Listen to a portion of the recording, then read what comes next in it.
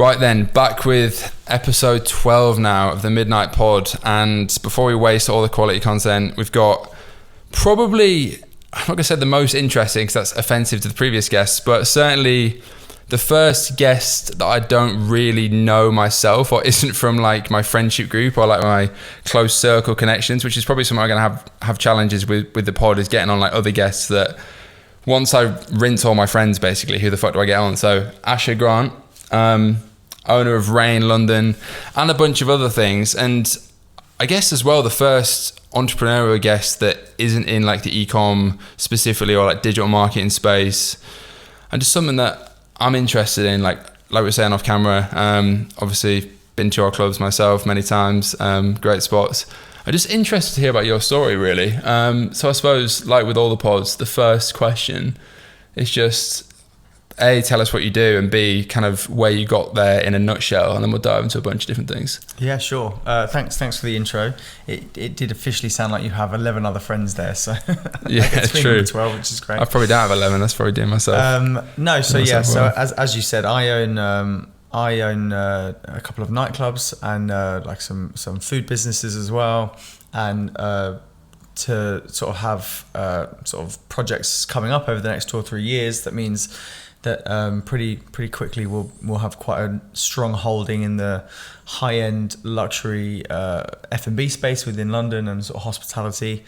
And yeah, I suppose the way I got there is the thing to focus on is that actually I started kind of right from the bottom up. I used to work in nightclubs for many years as a kid. And I sort of had this light bulb moment because I realized how much money was being spent in these venues, and I just saw this opportunity. And this was 15 years ago. I think I was 18. So yeah, I had just left uni, and I was maybe in uni or something like that, and my part-time job was spraying perfume in Harrods. Yeah, I was reading about that. So and I just remember a friend of mine who worked at one of these nightclubs, Whiskey Mist.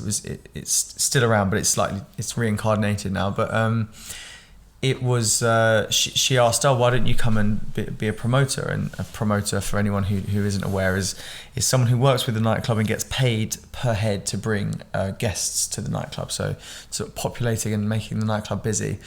And I thought, yeah, sure, I know some people. So I invited, all my friends who also worked in Harrods spraying perfume, and just kind of got on the phone to everyone I knew. And I always remember I made more money in the first night doing that than I had a previous month worth of shift working, spraying perfume. And I kind of, like I said, this light bulb moment happened. I just thought, oh my gosh, what an opportunity. Like, I can't believe. And it's so funny because now the way that people get paid in nightclubs is so much better than I was then. The deals and the kind of like the industry standards have gone up so much that I laugh at the kind of way I was paid back then. But for me, still at the time, it was a lot of money. And so I started promoting in nightclubs, and then I pretty quickly worked out that in these like high-end nightclubs, as well as all the celebrities that would come in, you're kind of dealing with ultra high net worth individuals.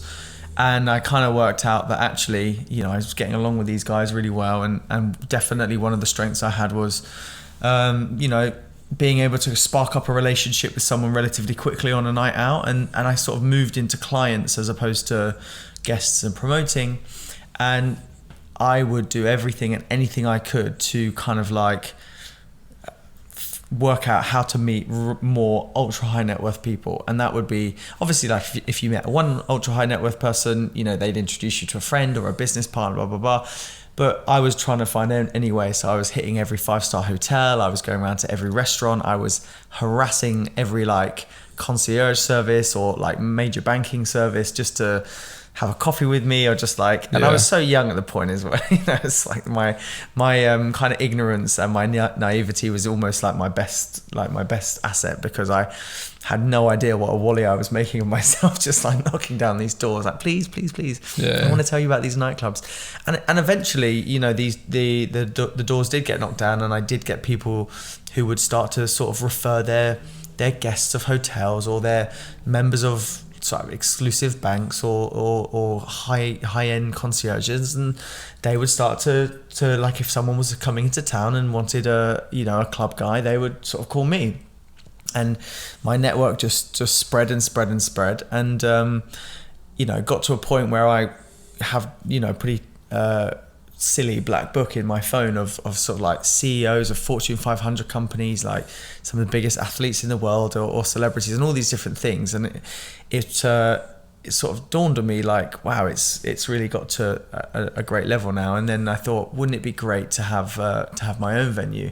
Because at the time in London, I felt like the scene was slightly stagnant, and I felt like I had spent a lot of time in America and in LA and Miami and things like that, and Vegas, and I thought we surely can do better when a guy comes and spends, ridiculous money. It's of course obscene, the amount of money that people spend in these nightclubs. So, but when someone's coming to spend 5,000, 10,000, 20,000, 50,000, whatever it happens to be, like, why is it in London we're so far behind everywhere else in the world in terms of like rewarding that spend? Yeah. And so I thought, I can do this. I think I can give this a go. And so I reached out to loads of my clients that thought, I was like, hi guys. And again, I was a kid at the point. And I don't just mean my age. I think I was 24 or 25, but mentally I was really a kid. And so I was sort of reaching out to everyone going, oh guys, I think I'm going to do a nightclub. Again, ignorance is bliss. I have absolutely no idea how hard it would be.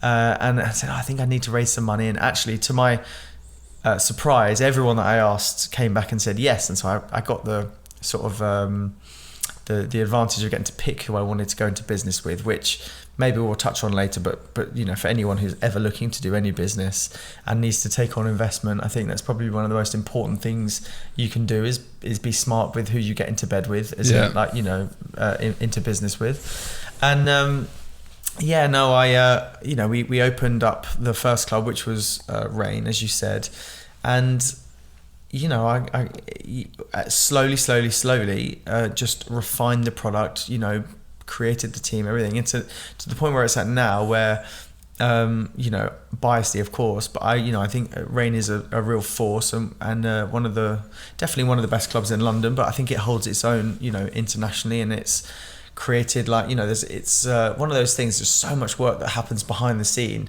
not just from me, but from a whole host of team. That it's interesting because people come in and they get drunk and they have a party and they have such a crazy time, and then they leave. But actually, it's every tiny minutiae detail is thought of, and the guest experience, so that actually when we can open 4 nights a week or sort of 200 times a year, people come in and they get the same level of absolute wild craziness every time they're inside, and that kind of level of consistency is, I think, what makes it so successful. And then obviously recently, off of the back of that, during COVID, we had the opportunity to sort of double down, and I say double down because obviously at the time we did the deal, nightclubs were fully illegal in the UK and had been for about a year, so it was a real moment. Time. But we had the opportunity to buy Mahiki, which is on Dover Street, opposite the Ritz. And for anyone who's not sort of not clued up on nightclubs, Mahiki was like the Mecca 15 years ago, because all the royals would go there, and they would kind of all met there, and they would all party there, and then it's kind of like an iconic location that just hadn't done very well for a long time, and I was lucky enough that it came to me off market, and we managed to tie up the deal relatively quickly. But it was also the first nightclub that I ever went to, I think when I was underage, but I think I was about 17, so it was the first nightclub I ever went to. So there was just something I had it like in between the teeth. Just when it came off, I was like, oh, I gotta take the place that was like the first place I snuck into with a fake ID. Probably that's probably why they didn't do very well, letting too many 17-year-olds in. Maybe can't spend as much. I can't spend as much. Yeah, pocket money doesn't stretch as far when you're 17. Yeah, true. Yeah, geez. Well, Rain was the last place I went to before, back in March last year, when everything went tits up. Right, okay. And spent way too much money. I think my mates came down from York, which is where I'm from. Yeah. And yeah, I had a great night. So going back then quickly, because that was actually a solid intro, probably the best intro we've had, a good 9 minutes of Sorry to the fluidity. 11 previous intros, though, after this. Yeah, no. Well, so when you started then, as a promoter, was that London or was that where you're from? It was and London. Where are you from as well? So I'm from sort of close to Brighton. Yeah. But I moved to London when I was 16. So I've lived in London now longer than I had ever lived in Brighton or sort of around that area. Sussex, I suppose you'd call it. So it was always in London. And that, I suppose, is one of the keys, I think, to my success, was that London is one of the most exciting cities in the world. Yeah. And there is so much diversity, complexity, but also money that comes through the city, and that will just never, ever, ever change. And it gives birth to a lot of opportunities. There are probably a lot of people who are much better at doing this than I am, but maybe the fact that they've been constrained by certain cities, there's only ever going to be a ceiling. If you open a nightclub in Bolton, there is only so much you can do with a nightclub in Bolton. So there's something about London which is international, and that has definitely helped. I've been very lucky in that. Yeah, definitely. And did you go to uni or anything? Or was it literally straight into the promo scene? No, yeah, I did. Because I went to uni in Newcastle before I dropped out. I used to take the piss out of promoters, which is probably, I shouldn't be telling you that, but it's a certain type. Promoters is like a dirty word now, isn't it? Yeah. Because I don't know why that is. Maybe I think it's an unfair reputation that they have. But all the promoters I know, they're like proper business people. They see it as, they're not out there to try and sleaze on the girls and get really drunk and take loads of drugs. I mean, there will always be an exception to the rule, so I'm sure. But actually, they now, these people, they're proper business people. They make a lot of money and they take it incredibly seriously. Like it's, I think it's changed from when I began. It's become a very legitimate career.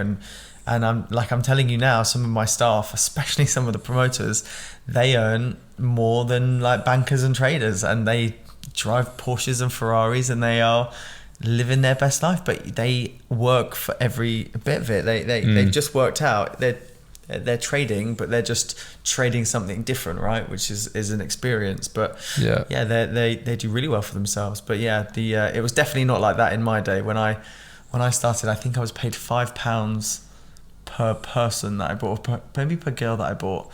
So for me to make, sounds more fitting. Yeah, if I bought like 50 girls, I was still not really. I was like, maybe I could pay for a dinner. So it was nothing like it is now, unfortunately. So how was it back then? So it's always paid per girl? Because I used to wonder this. I mean, obviously, like you were saying previously, London's always more money than any other city, particularly in the UK. So comparing Newcastle is not exactly the same, but.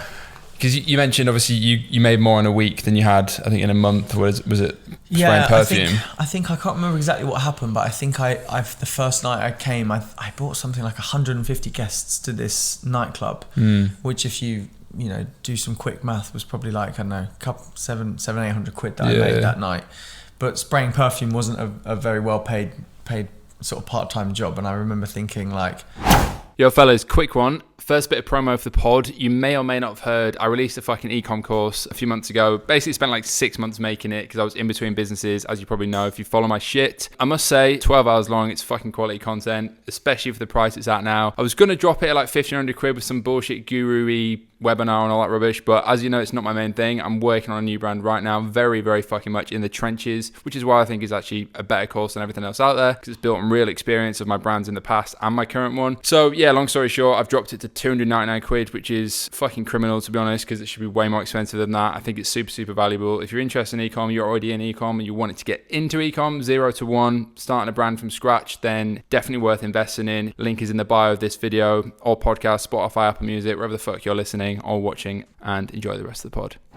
Wow, maybe I tell the story wrong. Maybe it might not have added up to exactly a month, but I definitely did better than I had. Good story. I think I was paid maybe £45 a day spraying perfume. So it was a lot of perfume spraying that I had to do to equate the same thing. And I definitely had more fun. So I took to it like a duck to water.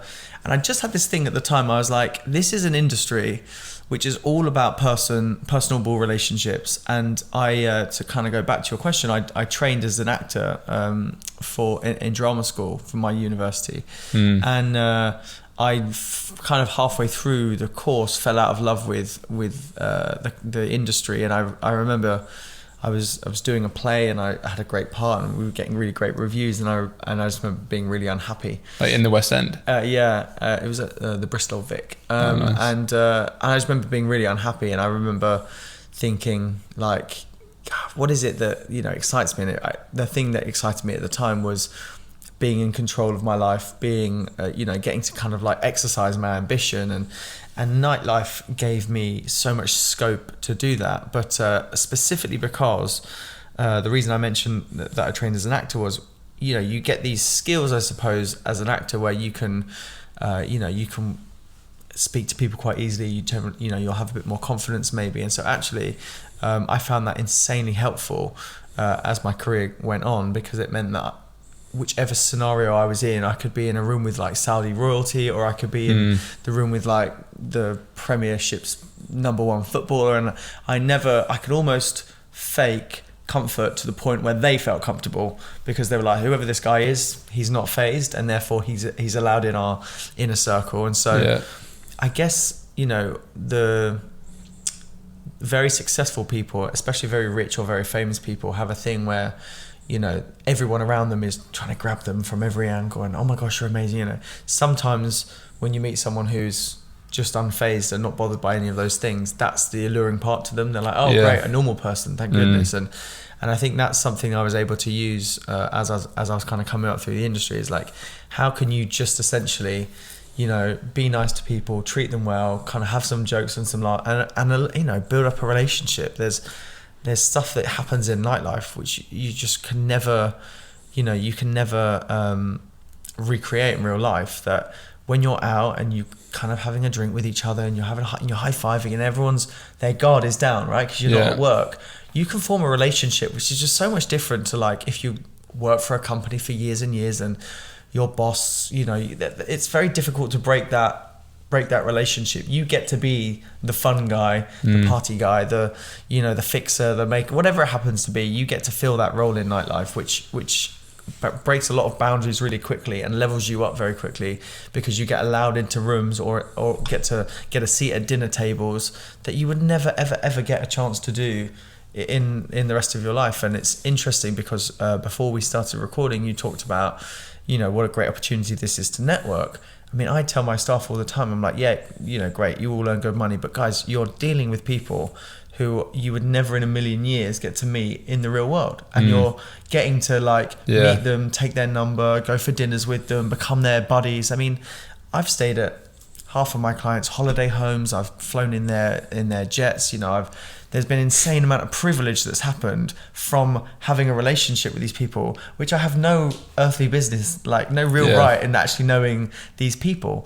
And it's like, obviously, you know, I can't say everything, because, you know, you have to have anonymity. Yeah, it's a weird word. You know, the one, you got to give them some privacy. Yeah. You got to give them some privacy, but like, you know, one of my clients is, he's the CEO of one of the biggest banks in the world. And the guy's a crazy party guy. Like, he lives the most crazy lifestyle. Yeah. And again, I should never know this guy, but the fact that I get to and the fact that I do means that he's always like, oh, you know, want to use my cabin in the woods, go for it. You know, like when we're in America, like, oh, let me send a jet, I'll pick you up. So, and he's the most lovely, amazing guy. But there's no way I would have ever met him if I didn't, you know, essentially have a shot with him one night and things like that. So it's a very special industry because, you know, people have their guard down, people are wanting to let off steam, people want to have a good time, and you get to facilitate all of those things, which naturally means you get to be quite high up in their their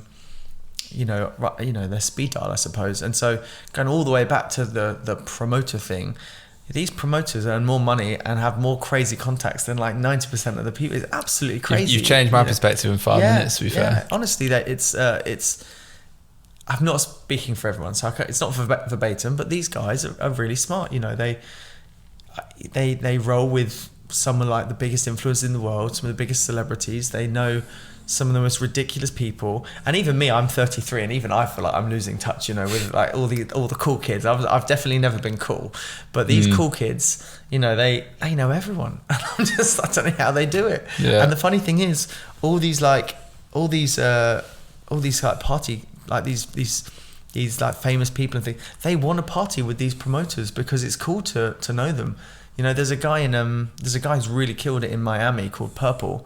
He's like the biggest promoter in Miami. Purple, it's a good name. Yeah, it's a great name. And it's like, he literally has celebrities queuing up to party with him. He's almost like more famous in Miami than they are. It's absolutely crazy. You know, and that would just never happen in any other industry. And that's the kind of magic of the whole thing. This weird stardust that happens when you get to get someone really drunk, I suppose.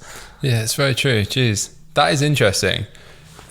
That in a way feels like the exact opposite almost to kind of elements of what I do in the e-commerce space. And it's, well, certainly when you're getting started, like doing online stuff, and I've been saying this on previous episodes, whatever, and to my mates that do similar shit, it's like you can make good money when it goes well, but it's all when you're getting started, like in the trenches, etc. Like it's great being online, blah, blah, you got freedom, whatever, but you don't fucking meet anyone. Yeah. And I've kind of had this awakening, like I was saying to you before we start recording, starting this new thing, currently speaking to investors to raise a C round of funding, which is partly about the funding, but it's actually more about, fuck, I don't want to do it by myself anymore. Yeah, that's a definitely and it's just so lonely, and it's like, especially when shit goes wrong. Yeah. Well, they say it's lonely at the top for a reason, right? Like it, because it really genuinely is. Yeah. So yeah, it's interesting that I wouldn't have thought about nightlife like that, but now you've said it, it's like, oh shit, yeah. Yeah, it's a massive network. You get to create a community in the right places. Especially when you have big people flying in, right? Like, so some of my biggest clients come in 3 times a year, and so you're only going to see them for that very small window. So it becomes a big deal for them. They're like, I'm coming to London, man. I'm coming to see you. We're gonna rage for like 4 days, and you're just like thinking, fucking, it's just a Tuesday. Like, give me a break. But, you know, for them, it's a big occasion. They're going to see one of their friends in another city and all that kind of stuff. But it is to your point though, it is interesting because during COVID, I found that apart from fully losing my mind, I found that I was getting just crazy with all the Zooms, and I was like, gosh, I can't do any more Zooms. And it's because I believe so strongly in the human connection, and that we are social beings, and that, you know, in the whatever happens, pandemic or not, we want to connect, and it's so much easier to connect face to face and to have a conversation, because on a Zoom, you know, you sit there with an agenda, and it's very hard to kind of meander off or do anything different. But when you're in person, you know, you can say, oh cool, what's that sign? You go, oh, I had this this neon sign company. Oh, what's that artist? Like, oh my god, yeah, I love him too. Or like, wow, I love what you've done with your rug. And it's like, yeah, well, I'm actually starting a rug business. Do you know what I bet? You know, it kind of leads to so much more because you're in person than just sitting behind a camera and going through a list of things that you want to bring up. Yeah, to be fair, that's why, I mean, again, only 5 weeks in, episode 12, but that's why I insisted on wanting to do this podcast in person. Yeah. And I don't know if that'll ever change, but rather than on Zoom or whatever, because, yeah, I mean, this podcast is mainly an excuse for me to meet people that I think are interesting. Yeah, no, absolutely. And you get, just, by default, like you were saying, better connections in person, and especially if you fucking drink loads with them. Yeah, it always helps. I like the red wine's out, so you're good. Well, I'm always red wine on these podcasts. Yeah, man, red wine sends me to sleep, so I'd be like 10 minutes in. But also the sound quality for your listeners. Can you hear how crisp that is? You don't get that on Zoom. Yeah, true. You do not get that on Zoom. So everyone who's listening, that's right. This is in person and real. Yeah, exactly. No Zoom here. Like cinema experience. You can hear the difference. Exactly that. So how long then, and there's loads of interesting things you've mentioned that I want to come on to, but how long were you a promoter, I suppose, before you made the decision that there's an opportunity to do your own thing, and then ultimately went and did that, I suppose? So I think I was a promoter from the age of 18 to about 22, so about 4 years. Yeah. And then at about 22, I started focusing much more on just sort of the clients as opposed to the individual guests. And that was, I think, probably another 3 or 4 years. And it was about when I was 25, I started thinking, wow, I think I could do my own place. And so relatively quickly I managed to raise the money. And so I remember specifically I was 26 when I was going around trying to buy a nightclub, which sounds like the most ridiculous sentence, but it is funny how nobody would take me seriously. So like I'd be like, you know, as a little kid, I was like, "Hi, I'd like to buy your nightclub. Is it for sale?" And everyone was like, "Fuck off." Like, and I was, so eventually, obviously, we tried to buy sort of, I think 3 or 4, which for one reason or another didn't go through. Someone would offer more money, or they, you know, take it off the market. And then the specifically the one that we bought, I was trying to.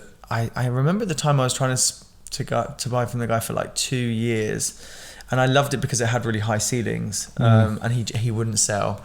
And then they had I was in Cape Town for New Year's Eve, and they had a stabbing over New Year's Eve, and someone called me and said, "Oh, did you hear that Rah Rah Room," which was what it was called before? Did you hear Rah Rah Room had a stabbing?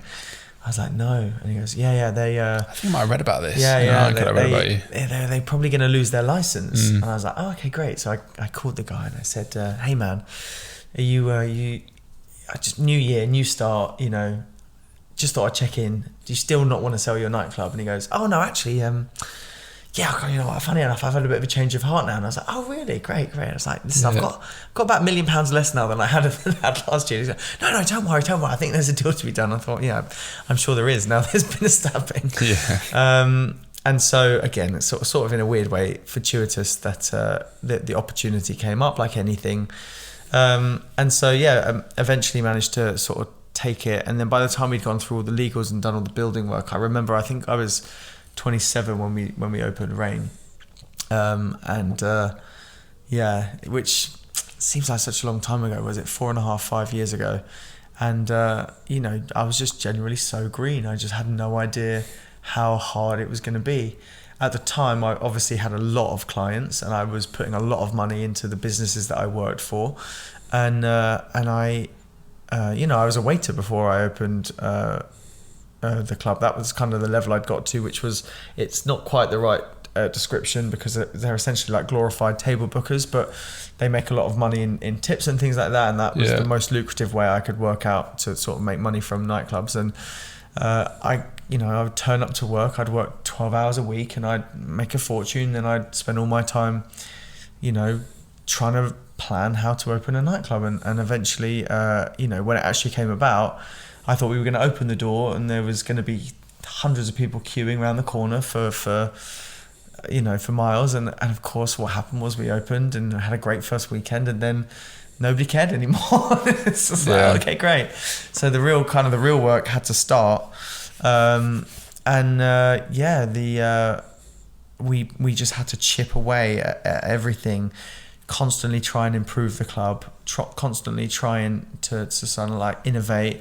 And honestly, the number one thing was just try and get the best team possible working there. And that was really, really hard, because any business, but specifically a nightclub or anything in hospitality, the team is everything. And it helps if the club's good and you've got some confetti and lasers and people have fun, but the team is absolutely everything. And so as a young kid still, I was trying to hire all these people and steal them from these other venues, and no one was taking me seriously. And I just, you know, it was, everyone is gunning for you to fail, of course, because they're all thinking, what a plonk, what on earth is he thinking?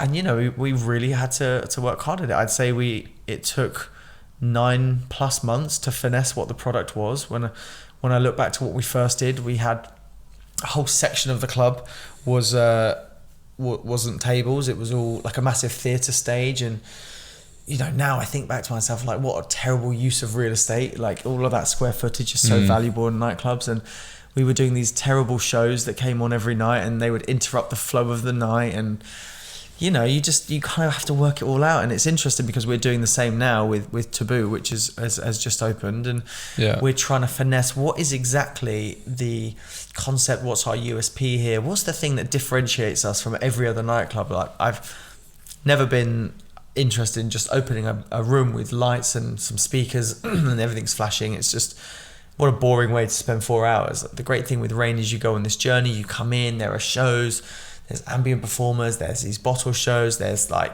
stuff that happen, like every 2 minutes your face is, and your eyes are going somewhere else. You can't keep up. it's like a level 100, and then when I think back to what it was at the beginning, it was so terrible. It took us so long to get it right. I had a lot of sleepless nights for the first year and a half, I think, trying to work out what on earth I got myself into. Yeah. How the hell I was going to get I went myself for out of it. was it a cabaret club like a year ago when it was obviously mid-COVID? So I went for my 25th birthday. Oh, right, which was a year and 2 weeks ago now, whatever. And I just remember it being so different because obviously, COVID must have been scary. COVID was, in the nightclub industry. Was super hard, yeah. I foolishly, there's a recurring theme here that most of the things is because I'm a plonker. So I foolishly thought when it all got announced, I was like, 3 weeks we'll be back. Yeah, we'll be high-fiving. They will never, ever, ever stop nightclubs, blah, blah, blah. And actually, of course, it just went on and on and on and on. And it was really testing. Yeah, there were times when I thought that the industry was over. That I thought that I thought that we were never going to have nightclubs again. I thought I was a bit bitter because I thought, God, I've spent years and years trying to raise all this money and finally get a business up and running, and it's working. And finally, it was just getting to the point where it's really starting to do really well. And of course, the whole thing comes crashing down, and that hiatus as well. I'm 33, so I think I was 31 when the whole thing started. And Christ, it's a long time ago now. I felt like I was in the prime of my career, or just at the beginnings of the prime. And so to have the whole thing stop, and then the hardest thing, which I can say now openly, but I was finding it mentally really difficult. But we have 100+ staff at Rain, so I had them reaching out every day. Putting their worries and fears. When's it going to open? What do you think? And I kind of had to be the strong one, even if I didn't believe it. Don't worry, everything's going to be okay. Just stay strong. We got this. Let's all work together. It's going to come back stronger. And I would hear myself, and then I'd get off the phone and I'd be like, fucking hell, why am I lying to these people? Like, we're all fucked. What are we doing? It's like, it's the definition of it being lonely at the top is one of the times. Some of the times you've got to be strong for everyone else, even when you think we haven't got a hope in hell. So it was not easy, but as cliche as it sounds, nothing. The easy times don't make us stronger. It's the hard times that test us, and that's what kind of calluses the mind and gives us strength, right? So I'm hoping, and touch wood, that we never have to face a time that's that difficult again. But everything, bloody hope so as well. Every difficulty that comes now, I feel like it's going to pale in comparison to having 16 months of. I mean, honestly, like when we opened as a cabaret bar, imagine opening just so you could staff can earn some money, and then losing money every week. The clients all hating it being terrible, being told to sat down, the music's not allowed to be loud, no one's allowed to dance. And all I'm thinking was, dear God, let the staff earn money. I really, I know how desperate it's got for everyone at this point. And it was soul destroying, it really was. But there's that thing, I kept telling myself, in 5 years, we're not sitting here and nightclubs don't exist. That just isn't a thing. It's like, we're not sitting here in 5 years all wearing face masks, standing 2 meters apart in a restaurant. It didn't add up to me. And thankfully we're so lucky in this country because our government were incredibly fast on the vaccine and have been quite liberal in the reopenings. I mean, right now still, what we're in November of 2021, only probably 25% of the countries in the world have got nightclubs open.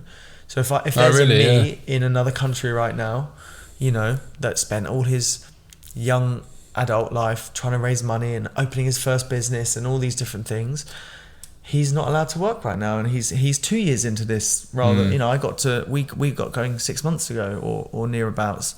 So to put some perspective into things, I feel incredibly lucky that we're actually able to open and work now. And I don't know what the future holds exactly, but hopefully it's not ever another 491 days, which is how long we were closed. Nobody's counting. I was bloody counting. I can imagine. Abacus. Hopefully that never happens again. Yeah, definitely. Jeez. Yeah, so coming back to investors then? Because just so the everyone knows, there's a new glass of red wine now. In well, yeah, this is the thing. Most people watch us on YouTube, to be fair, so they can see that I'm a fucking podcast alcoholic. Okay, good. Yeah. Well, this is the thing, because last week I recorded like 3 episodes in a week, and I was drinking every night because it's just become a habit now. Yeah, because I get it. But then people only see it once a week, so I'm drinking once a week. Yeah, That's no, fine. as far as everyone else is concerned, once a week. Yeah, no, red wine. It's not good if you do like 7 episodes in a week. Exactly, it's meant to be healthy. But yeah, coming back to the investor stuff, because I mean, again, prior to recording this off camera, that's what I'm now doing. I'm decided to go down that route because the next venture, having learned hard lessons with the previous ones, I don't want to do it myself. I think it can be more fun doing it with other people. Obviously, sometimes you need more money and leverage, and I can imagine fucking need a lot more money to do something in central London. But I guess 2 parts I want to go into that. Like, firstly, I guess it's bloody expensive to open a nightclub in London. And secondly, I would imagine then the people that you've met through being in that world, did that help with, obviously, high net worth individuals, etc., access to certain people that you may not otherwise have? Did that help with that process? Yeah, it definitely helps if your network is high net worth, because when you get above a certain point, you have so much spare capital that people actively want to invest. There's a lot of successful people that they actively want to help the next generation. They want to do their bit, and I think that's even me now. When people ask me for investment, I sometimes don't always think that the business has got the most legs, but I believe in the person, and that is almost more important than what they're doing, because it's like, I want to help this person out. But I think that it definitely helps. And I think it helps that it's a nightclub, because there's a lot of like sparkly fairy dust that goes into a nightclub investment that you just don't get with any other investment. You get to see, your favorite athletes in the world. You get to see celebrities come in every night. You get to, you don't have to queue up yourself, which is always helpful. Yeah. And I think that people can get a real buzz about, owning, one of the coolest spots in a city that everyone wants to go to. And a lot of my clients have invested in other businesses that do sort of similar things in America. And one of my clients is a huge, like multi-billionaire guy, a VC guy, owns the most successful venture capitalist firm in the world, almost ever. And when you ever talk to him, all he wants to talk to you about is his bar that he's invested in LA. And it's cool. It's like the massive celebrity hotspot in LA, and it's super sought after, and it's always in the papers, and there's always all the basketball teams coming in and out, every big A-list movie star. And that, for him, I'm sure, by the way, it doesn't make more. He could make so much money, and even in a whole year, he won't make as much money as he makes probably like in 10 minutes when he goes to the toilet. He's that level. But the amount of joy and the excitement and that thing that he gets, to be a part of when he talks about it, that's the rewarding part. And that's sometimes where the real investment comes in, is like, how can you, offer your investors, value acquisition? What can you offer them that's more than just a return on their investment? Because honestly, there's a lot of ways to make money. And if you're rich and you're wealthy, you could just park your money in the stock market and make 10% a year pretty much.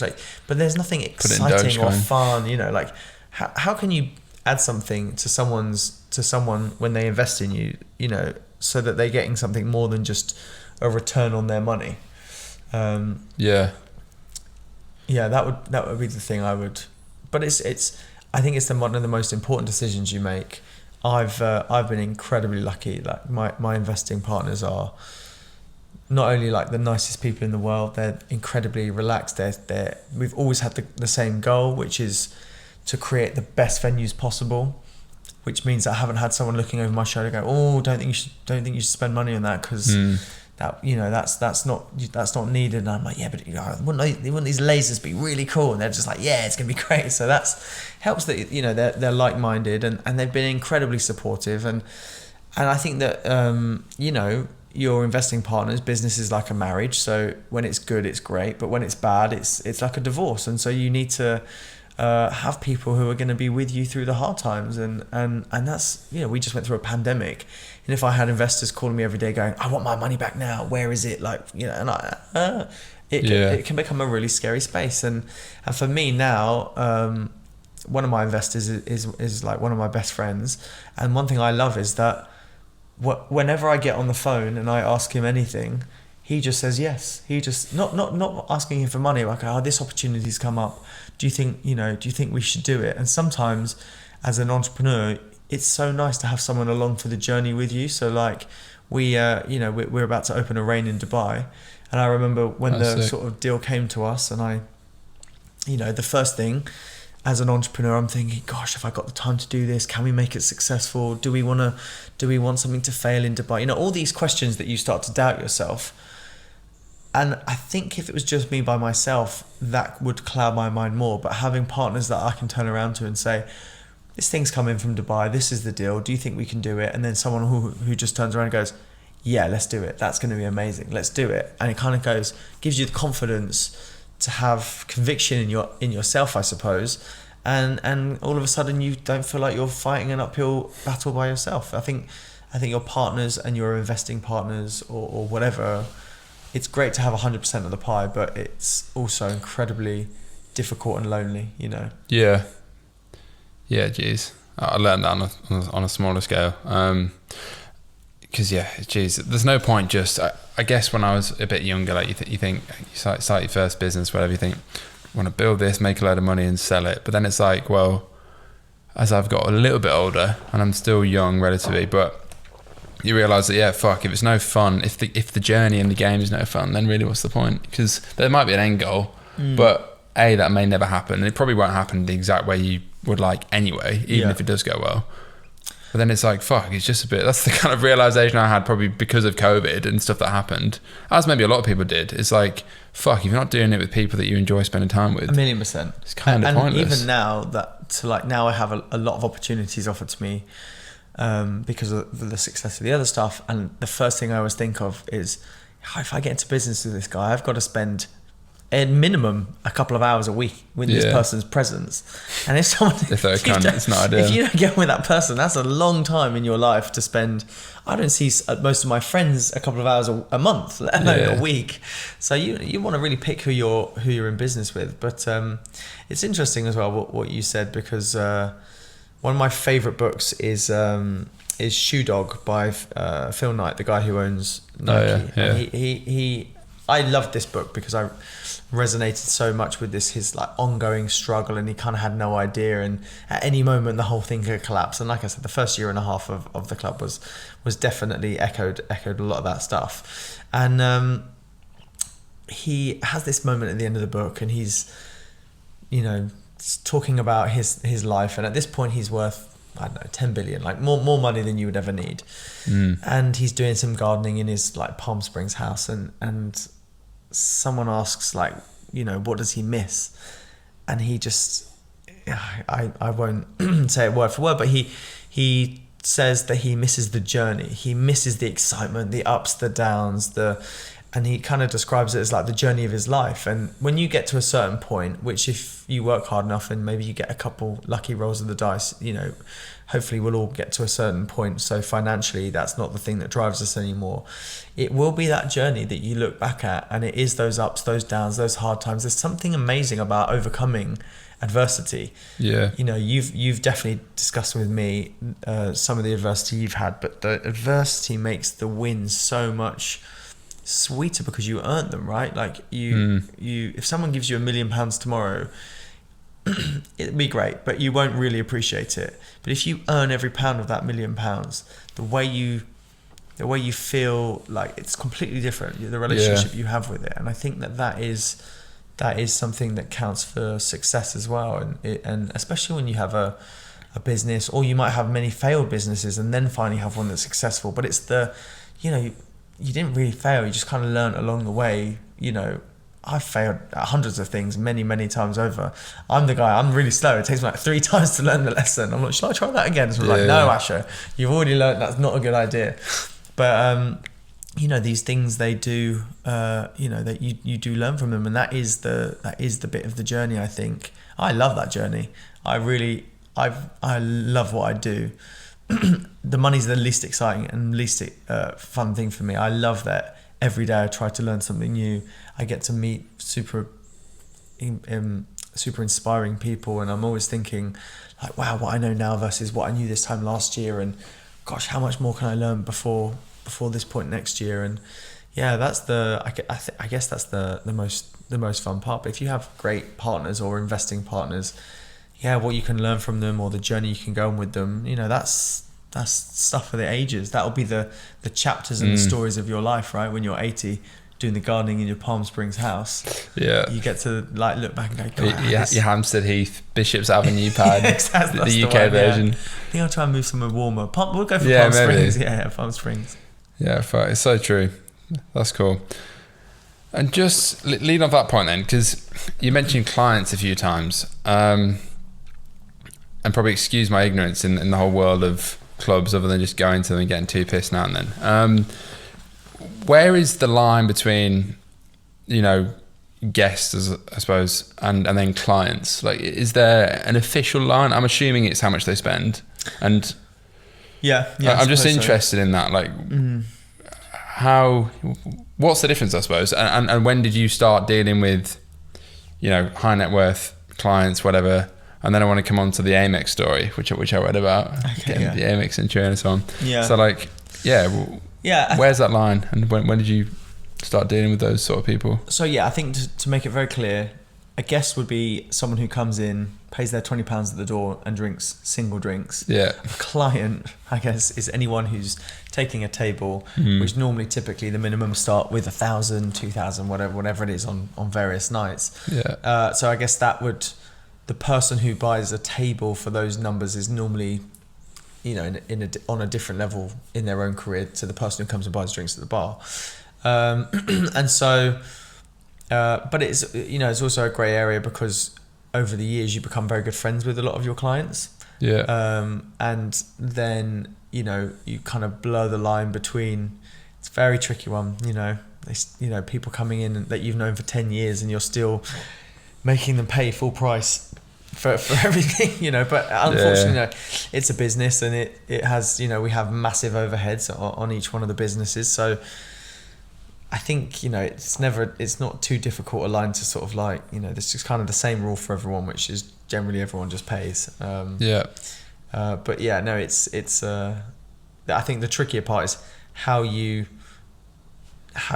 don't blow the line too much that when you become really close with someone, all of a sudden you stop charging them, and then the business loses out because all of a sudden your friend that was spending 10,000 a month is now wants to come in and hang out with you and drink for free on your table every night. You're like, oh, okay, well, we've kind of taken a backward step almost. Yeah. So, yeah, not ideal. Yeah, interesting. And then I guess like these are probably stupid questions, but what's the most ridiculous tab you've ever seen? Because I think that's what people watching will want to know. Yeah, sure. Maybe you can't say exactly, but I obviously couldn't say who, but recently we just had someone do 150 grand in one night, which was pretty ridiculous. But I think that he bought one bottle which was 100 grand, a single bottle that was 100 grand, which is obviously very ridiculous. But I think the more crazy question the more crazy answer is that it's very rare that a week goes past without someone coming and spending somewhere between 30 and 50,000. So to give context, that's completely ridiculous numbers. Like, they're just not normal numbers for anyone to be spending. But there is this like level of people where that amount of money isn't a very big amount of money, and therefore they probably have jobs where they're incredibly stressed out, or they travel off. I know that, and we facilitate that is where they get to blow off and let off steam. But the spending in London has gone up massively since I started. When I was younger, you could book a table for £500. £500 doesn't even get you on the bar anymore. It's just silliness. So the average spend per head and all of that kind of stuff is just massively different now. It's gone up, and there's so much more money in London than there ever was before. It's a great time for the industry, obviously, but no, it's a lot of money for sure. Yeah, definitely. I feel like if you want to feel poor, I always say go to a central London nightclub and you can spend £2,000 on a table, think you're balling, which I've done a few times. And then you see some Don coming out with Ace of Spades and spending, like you say, 30-50 grand. Yeah, and no one ever orders an Ace of Spades as one bottle. They always order it in 5s or 10s, which is... Yeah. But it is interesting because I'm so numb to it now, but I get those shivers whenever I go Hampstead Heath, like you said, and see some of those like ridiculous mega mansions. Or I live in Notting Hill, and whenever I walk around Holland Park and the cheapest house is 20 million quid, I just think, where on earth do these people get this money? Like, there's one thing of like spending money in nightclubs, but there's another thing of owning a 20-30 million pound house, and I just think, where do you even begin? Because this person doesn't just own one house, right? They must own property all around the world, and it is another level. So in a weird way, the nightclub, you just get a glimpse into it, and I don't know, I've become very numb to it.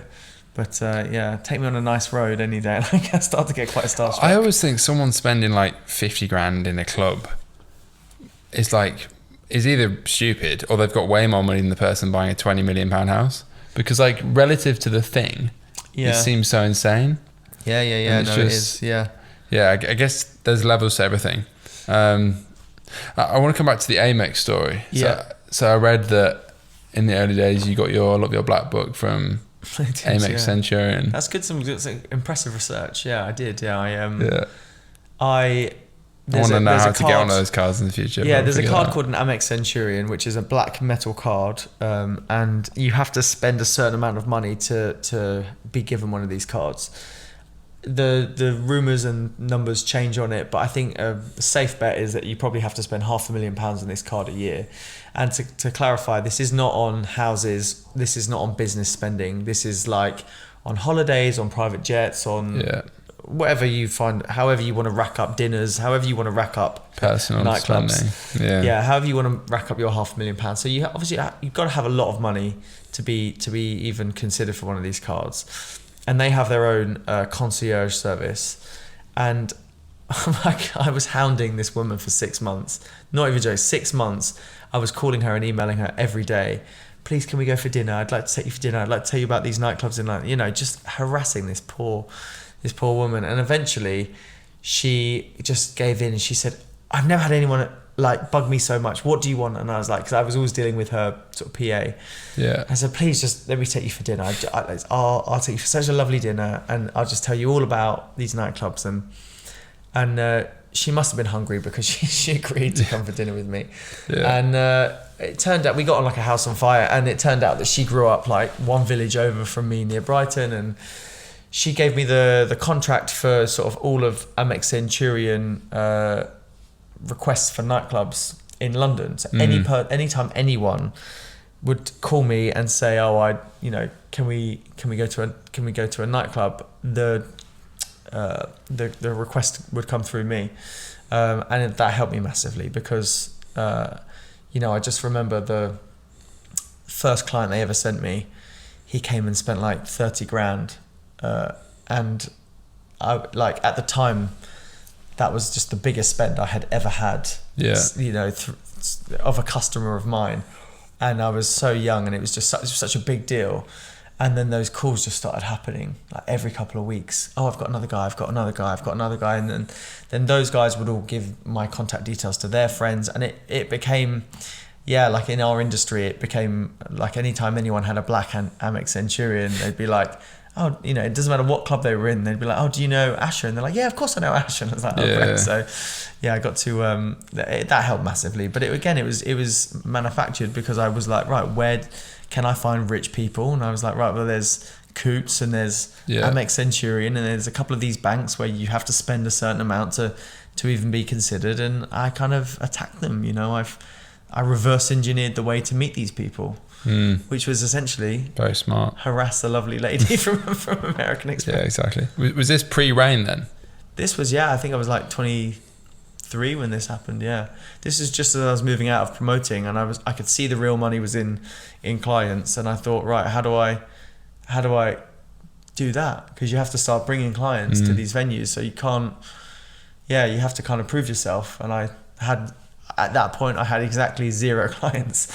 So I was like, how do I get to the point where I'm bringing tens of clients every week, when currently I know 0 people with more than £10 to their name? So I was like, right, okay, this is gonna have to reverse engineer.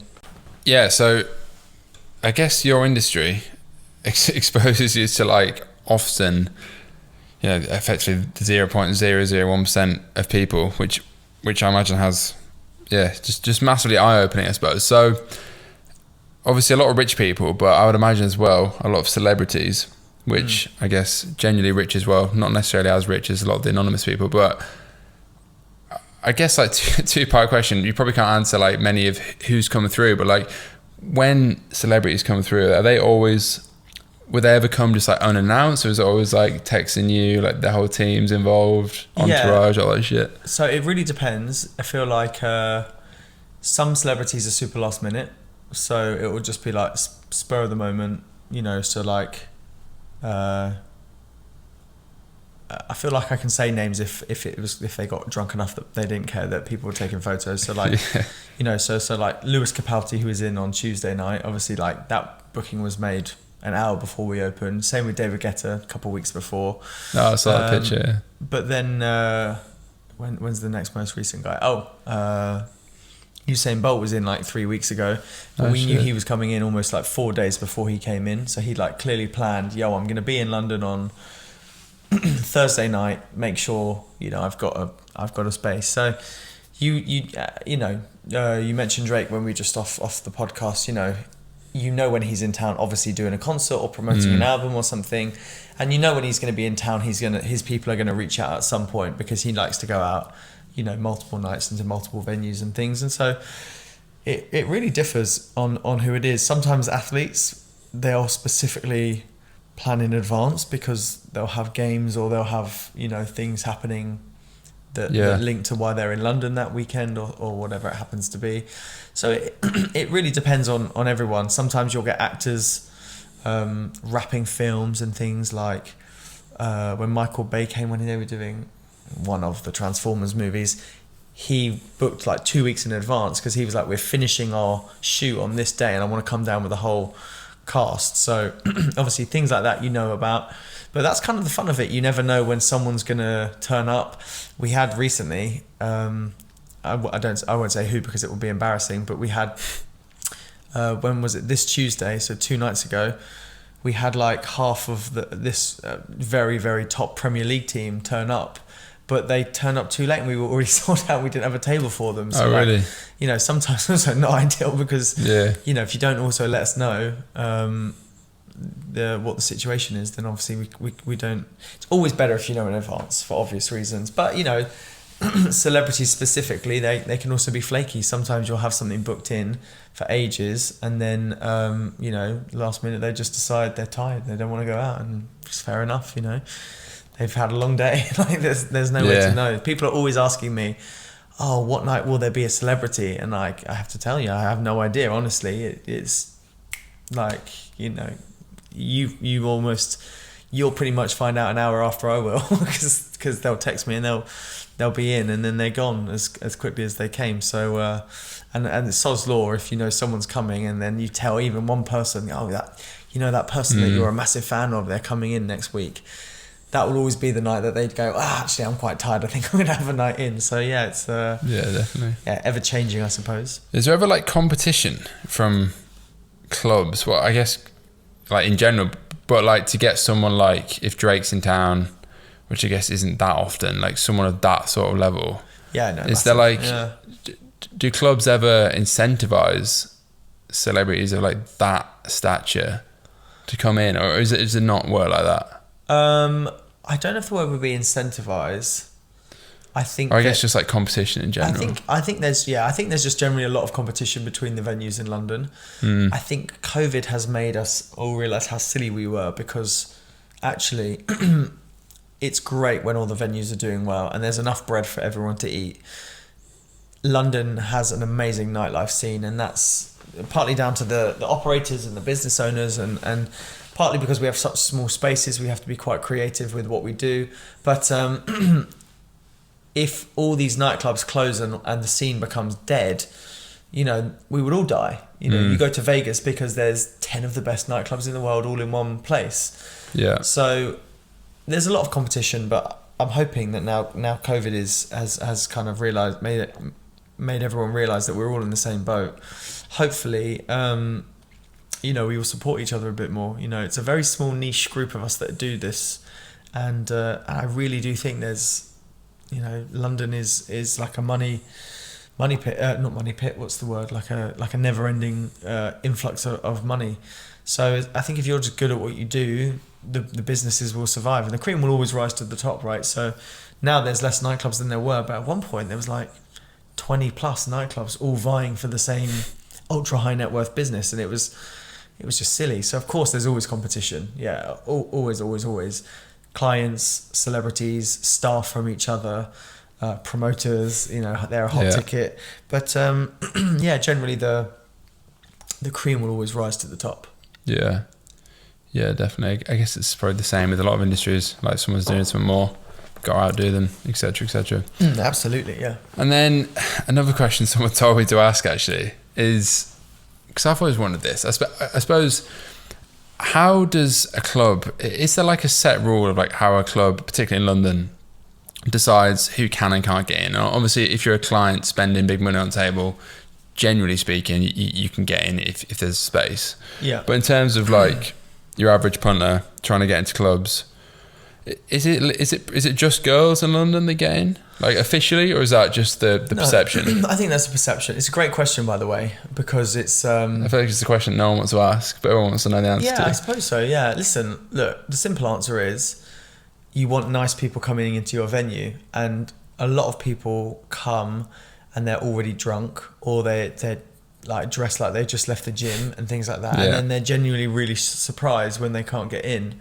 And I think the simplest way is, we charge a minimum spend on our tables, and as we've mentioned multiple times, it's a venue for celebrities and ultra high net worth individuals, and so you need to make sure that the room is nicely balanced and that you have nice people in there. You can't let in a group of guys who look like they might start a fight, because it's just not fair on the other guests. You can't let in a group of girls who look like, they've already been on the Bacardi Breezer, and if they're going to have 3 more drinks, they're going to be puking outside. It's just, you can't charge a premium without having a premium sort of clientele around everybody. So, I personally think our ethos is that you let everyone in unless you give us a reason not to let you in. And often people will sort of like exclude themselves relatively quickly because, you'll have a girl coming to the front door wearing like sandals, and it's just like, well, why on earth would you wear sandals to like a luxury nightclub? Or you'll have like, a group of guys turn up wearing like, tracksuit bottoms and trainers and like a hoodie, and you think, well, you just it's not fair that one guy is spending, X amount of money on one table, and then he would be next to some guys who look like they just left the gym. It just doesn't make sense. And so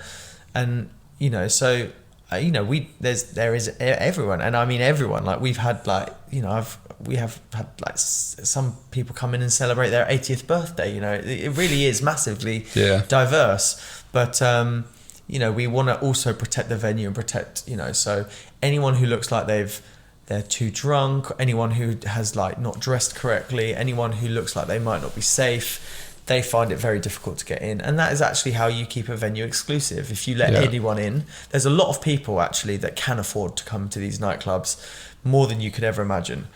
Doesn't necessarily mean they're the right people to come in. If you've got a group of guys who genuinely look like drug dealers, they probably don't belong in your venue. Can they afford your venue? I'm sure they bloody can, but it doesn't mean they're the right people to come in. So you've got to keep the door. I guess that's why everyone thinks, oh, it's so exclusive, so difficult to get into. And if you look at our venue on a Friday or a Saturday night, there's 400 people queuing up, right, to get in.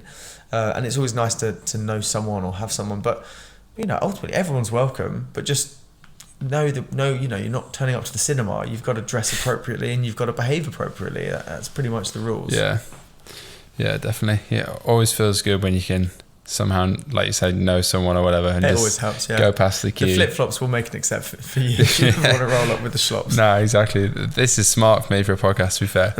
No, that's interesting. One thing I want to get onto then is, I guess, probably myself included, maybe a misconception about, promoters, nightclub owners, whatever. And you've definitely changed that fading misconception for myself just in this conversation. But like, how does a day-to-day sort of Monday to Friday then look for you? Because obviously as well, I want to get onto you've got this egg run as well. You launched, I think last year, which is obviously very different business, similar but very different time totally of day. Different clientele and target market and business model and everything. Yeah. So how does I guess Monday to Sunday, I can imagine it's pretty much 7 days a week to some extent. And how does that look for you? Like, I'll be honest, it's full on. So it's like I would, most days I'm in meetings from like 10, and those meetings normally run to like 8 or 9 p.m. And then I'll quickly go for like a dinner. If I'm with clients, I'll kind of go out for dinner first. If not, I'll go home and have dinner at home and then come back in. And then obviously you're out in the venues 4 or 5 nights a week, until 3, 4 in the morning. Yeah. Because so much of it is client facing and so much of it is managing a team and being there. So unfortunately, the answer is that you do a lot of hours, and in a weird way, you're almost working 2 jobs, because you have your daytime head where you're having meetings, you're doing financing, you're planning for the night, and you have a whole different team who plan for the night, and then you have the nighttime, which I suppose is the fun bit, but actually can be incredibly stressful. If you there's 100 different things that can go wrong in a nightclub at night, and the most common one is just being overbooked. How do you balance all these clients that are booked into your venue that you physically can't fit through the door? How do you work that out? And so I'd say it is incredibly full on. But I would imagine most people who own a business work similar hours. It's there. It becomes what you eat, sleep, and breathe. Yeah. And yet you don't ever really get much time off, because you become so passionate and so engulfed in making this thing the best thing it can be. I saw this amazing documentary recently about this kid who was like, he started dealing drugs online. Oh, I saw that. Shiny Flakes. Yeah, and he was like doing it all through the postal system and stuff. And he got to the point where he's trying to fulfill thousands of orders a day. And in a weird way, I can relate, not with the drug dealing part, sadly, but you just start putting that thing in front of everything, and you just start working every hour of the day because you just want it to be the best thing it can be. And then there has to be a point, which I'm definitely at the moment, which is you've got to try and find more balance, because it's actually not healthy, to just work all hours every hour. How can you find time to spend time with your loved ones, with your family? How can you find time to get some exercise in? How can you find time to switch off, read a book, listen to a podcast? Like, what can you do to create balance? Because definitely with nightclubs, because it's day and night, but I would imagine with a lot of business owners, it can become all consuming, and that's not a very healthy place to be. And actually you won't get much out of yourself, because you're essentially half asleep most of the time. I would say most of the time I'm half asleep. That's why I was having a coffee at 10 p.m. before we started this. We do. Yeah, thank you for that. Great, thank you. 10 p.m. coffee, which says everything, doesn't it? But a typical day is mostly meetings Monday to Friday during the day, and then at least sort of 4 or 5 days a week I'm out in the venue until late. And then even if you're not, you're at home and your body clock is already late. And so the only day I really get off is a sort of Sunday, because I'll have we'll finish at 4, 5, 6 o'clock in the morning on a Saturday, and then I'll wake up and I'll have half a day where I won't go out on a Sunday night, and I won't have any meetings on Sunday. And depending on the time of the year, I'll either go for like a roast dinner or spend time with my girlfriend. So kind of reset. Reset on everything. It is intense. So 4 or 5 nights a week in venues. Are you? I'm assuming you're not drinking every night, or Yeah, I almost never drink actually. Yeah, Which again is another misconception, right? Like yeah, all no, it nightclub is. owners, That's why I asked, really. like doing all the drugs and all the drinking and stuff, but actually no, they're serious businesses with massive amount of money on the table, and so yeah, you'll very rarely catch me drinking, and a lot of the time if I am drinking, it'll be like sort of like pretend drinking. So it might look like I'm drinking, but those guys are really good at giving everyone a tequila shot, and I'll take an apple juice and swig it. And I'm like, whoa, that's crazy. And then, Oh yeah. so you have to play the game a little bit sometimes. But listen, I absolutely will have some 1 or 2 shots here and there, and have a drink if someone I really like is in town. But yeah, you can't be drinking 4 or 5 nights a week and expect to run a business of that size with that turns over that much money and that has that many employees. It's just impossible. You just burn out. So the hours the hours alone are enough to burn you out, and if you're drinking on top of that, it's just a downward spiral. You'd last 6 months and then you'd be in the ground, you'd be done. Yeah. So which is why I've been sipping on this water, Yeah, not vodka. Christ. Well, to be fair, yeah, I probably try and drink once. Well, it probably was once a week prior to the podcast. Now maybe it's twice a week. Yeah. My podcasting is used to drink red wine and ask invasive questions to my unexpected guests. One thing we were speaking about then previously, which I guess was technically recorded but wasn't in the right time, so I'll ask it again. And I was saying I can relate in an entrepreneurial sense, but it sounds like you definitely work more hours than I do. And I guess just by default, you're out a lot more, et cetera, et cetera. How has that affected your personal relationships, I guess, particularly with girlfriend that you mentioned? And, is that sustainable? Do you think just about finding the right type of person? I think it's a combination of definitely finding the right kind of person. You need... not just nightclubs, but any career you embark on, you need to find someone who supports you and understands whatever you're trying to achieve in a business sense, or maybe you're trying to achieve stuff in a business sense to lead to kind of like personal security, whatever it happens to be. You definitely need someone who is there, who can like lift you up. If you're an entrepreneur, who can like kind of coax you when you're down and like trying to sort of tell you everything's going to be okay. Hugely important. I think probably one of the most important things is having someone who shares your goals and your dreams and understands why you're putting yourself through all of these crazy hours.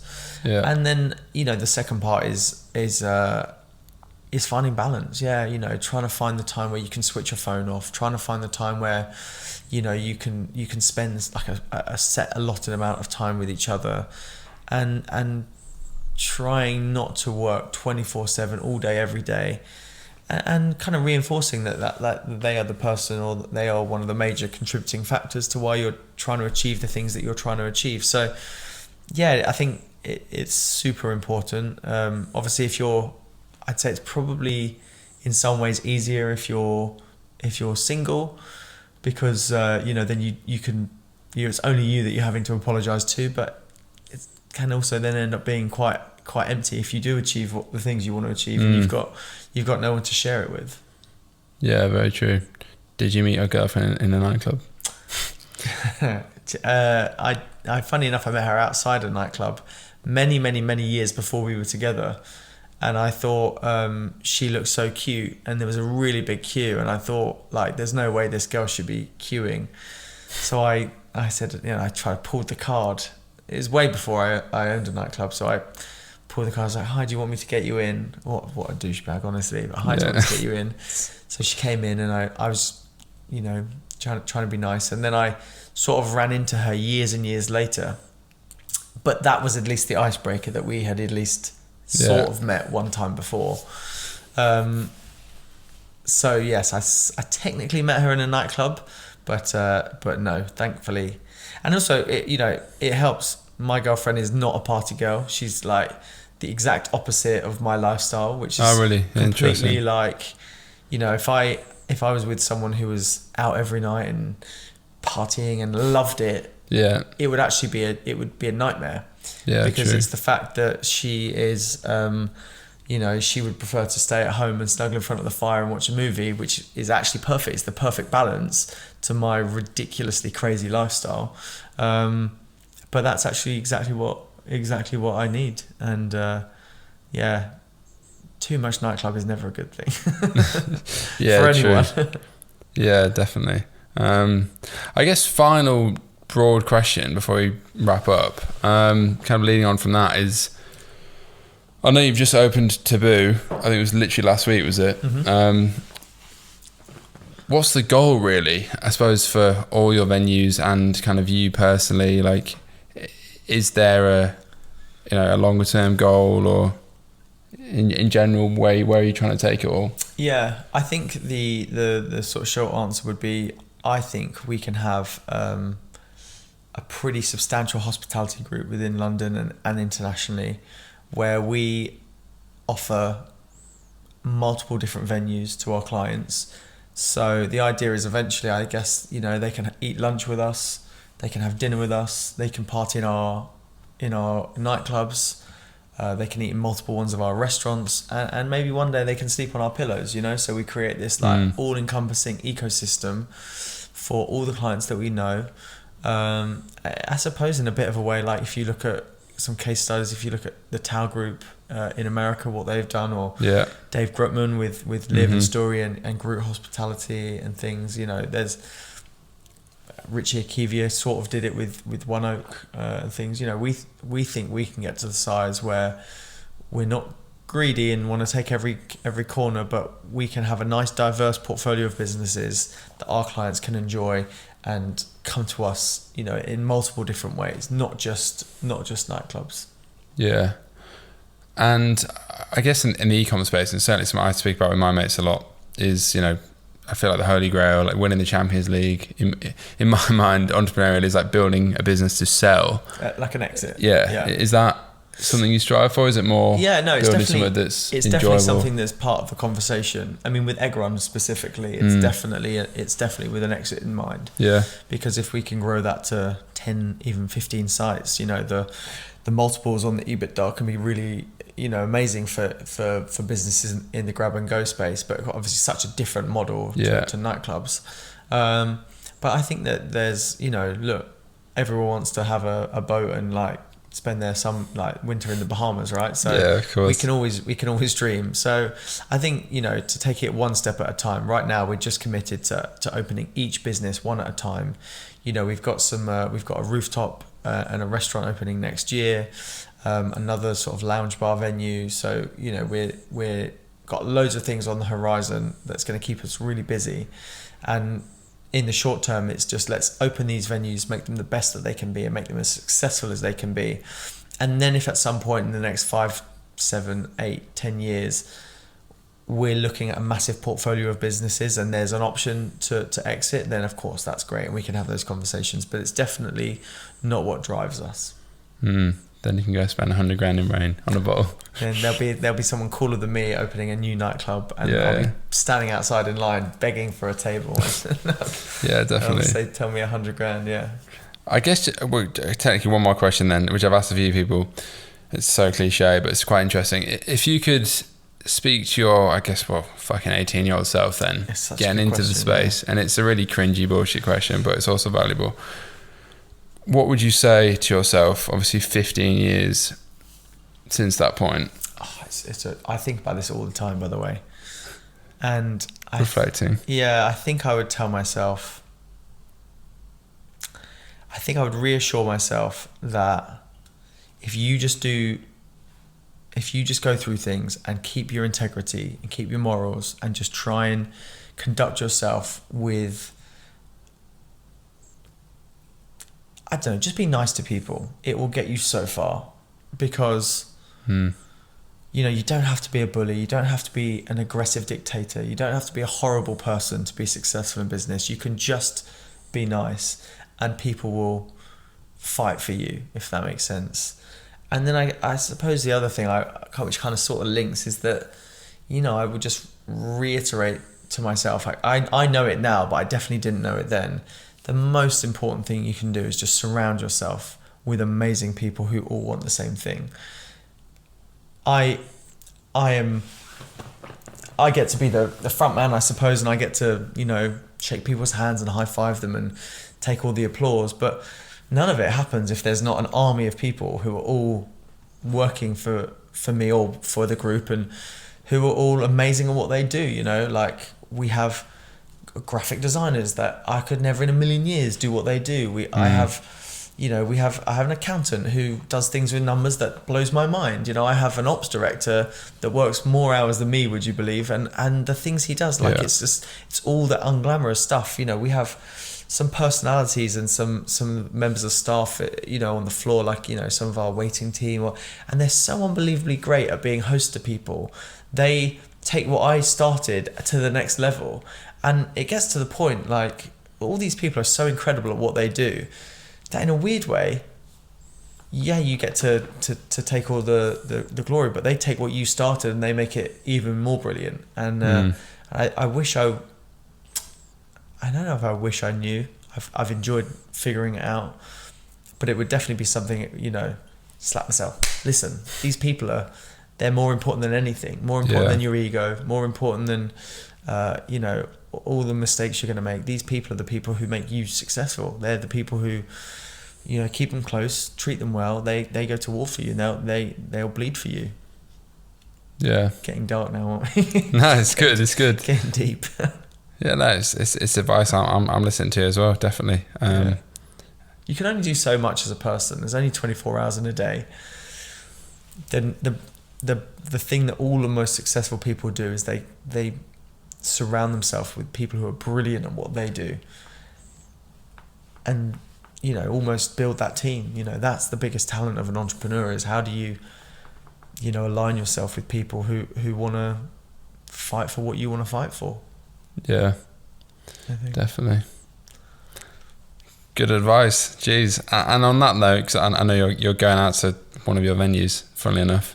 No surprise. Thursday night, yeah, I guess we'll wrap it up. But that's been super interesting because, like I said at the start, it's probably the first entrepreneurial conversation in this pod that isn't to do with, you know, e-com, digital marketing. Certainly an industry I just don't know. So I've learned a lot. Probably smashed a lot of my preconceived stereotypes as well, to be honest. It's a tricky one, isn't it? Because the industry's so, people have a real view of what they see it as dirty, or I'm not sure what, but it definitely is outdated, you know. Yeah, definitely. Super interesting. Yeah, and I guess I'm keen to see where you take it. I'll have to get back in rain when I'm in a slightly better spot in a few months' time. We do have £100,000 table left this weekend. If you yeah, no, maybe next year. Maybe I've got a few mates who can pull together a few strings. But no, cheers for listening. YouTube, Spotify, Apple Music as usual. I guess I've not said previous episodes, but yeah, just fucking recommend this to mates if you're enjoying it. Cause I get surprising amount of DMs, to be fair, recently saying how much people are liking the pod, which does motivate me to do these and force people like Asha to come on against their will, probably to an extent. But subscribe to the pod, share it around. Appreciate you watching, listening, wherever you are, and we'll see you in the next episode. Cheers.